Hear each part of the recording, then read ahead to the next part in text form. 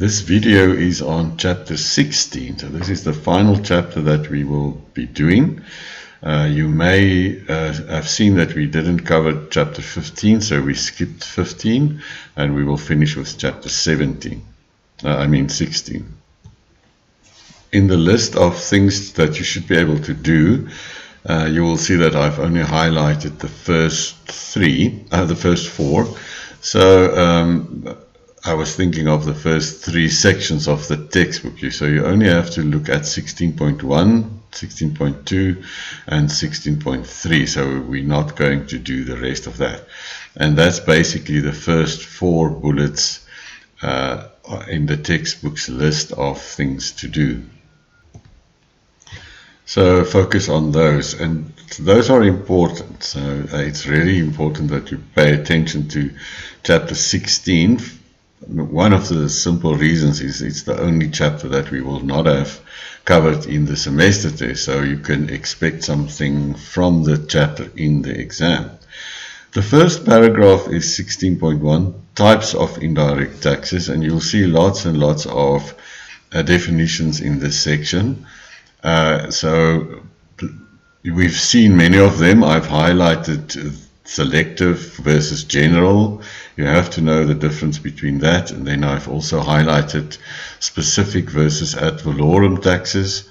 What are excise duties, and if excise duties are levied on imports, then it's called customs duties, but it's basically the same thing.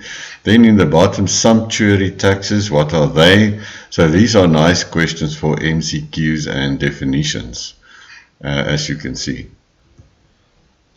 16.2, very important. Indirect taxes, a general critical assessment. This is the type of things that you must know. So I'm in the exam, I'm going to ask you to talk about the South African tax system. Perhaps I'll ask, where should the government find the next rand from? If they want to expand the tax system, what should they be doing? And should they have indirect taxes or should they have direct taxes? And this is a very good paragraph, 16.1. I've highlighted various advantages in green, and there are three of them. Then they go to a table which I will come back to, and then three more advantages. So they have 6 advantages, and then they have a number of disadvantages of indirect taxes. So this section you have to read really very carefully. It's quite straightforward, but it's important. So that's 16.2. Make sure that you really zoom in on that, because in the process of discussing indirect taxes, they also refer to direct taxes, and they do a comparison. This is like a summary of what you have learned until now in the whole part 3 of the textbook. We're busy with part 3. I also think that table 16.1 is important.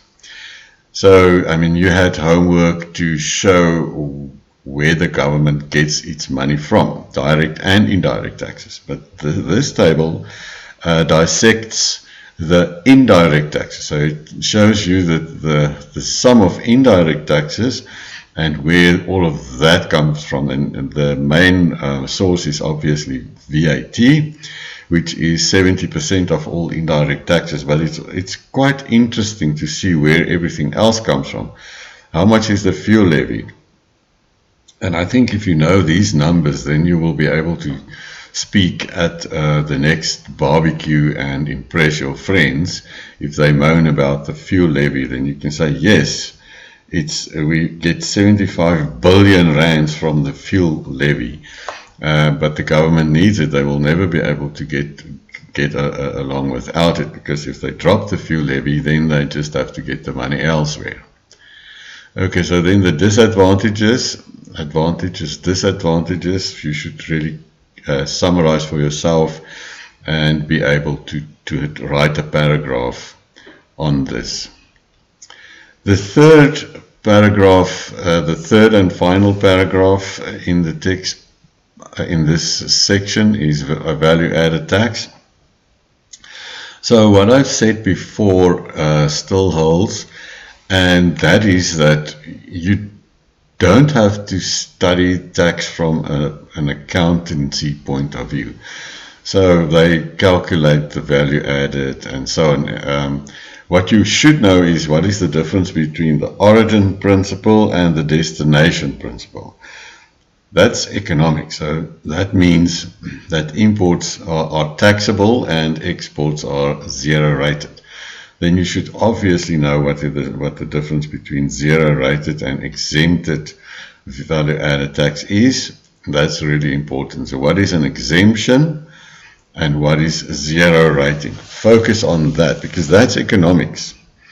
In box 16.1 below, they calculate VAT. It's quite interesting, and I think it's important for an economist even to know how to calculate VAT. But I'm not going to give you a VAT calculation because that is accounting. But I may ask you to criticize the government's exemption and zero rating policy. So you must understand what that means and what the implications are for the total tax revenue of the government. So focus on the difference and make sure that you even understand the calculations that they give us in this textbook in box 16.1, and they have examples of exemption and zero rating and so on. One also finds nice examples on the internet where, from an accounting point of view, where they would show different calculations, but that's not for this course. Okay, so very important, the economic effects of indirect taxes and especially VAT. So what do I mean? What do we mean by economic effects?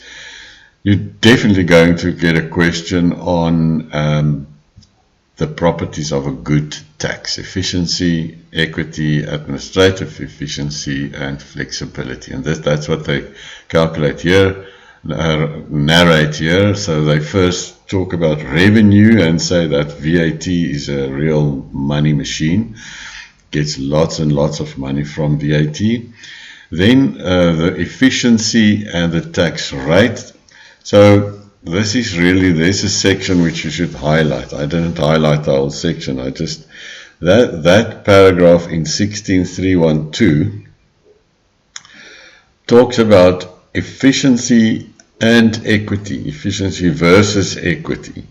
So it's not only efficiency, but they also say, well, sometimes the tax is efficient, but then it's not equitable.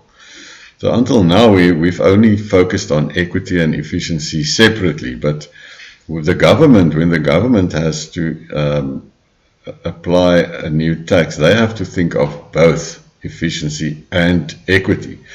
So not only am I going to ask you something about efficiency in one paragraph and equity in another, but I may ask you to compare one specific tax and then make a value judgment on what the government should be doing.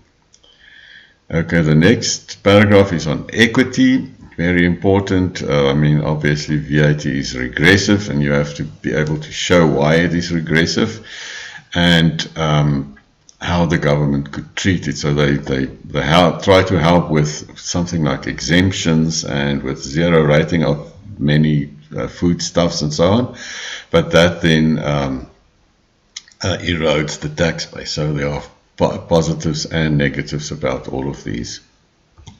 So you have a nice summary of efficiency and of equity, and the two are compared. And then they have administrative efficiency, and it says that the VAT is fairly easy to administer because there's the double invoice system that we're using, checks and balances. Because there's like a chain reaction, as you know, and if one person doesn't pay VAT, then and another claims back VAT, then it's very possible for SARS to find the culprits.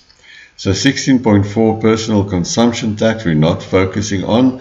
I think we should keep that and the rest of the textbook for the honors course next year.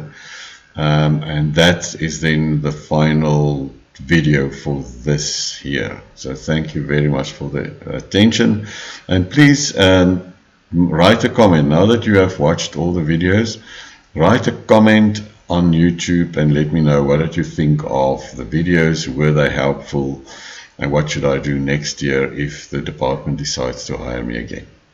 Take care.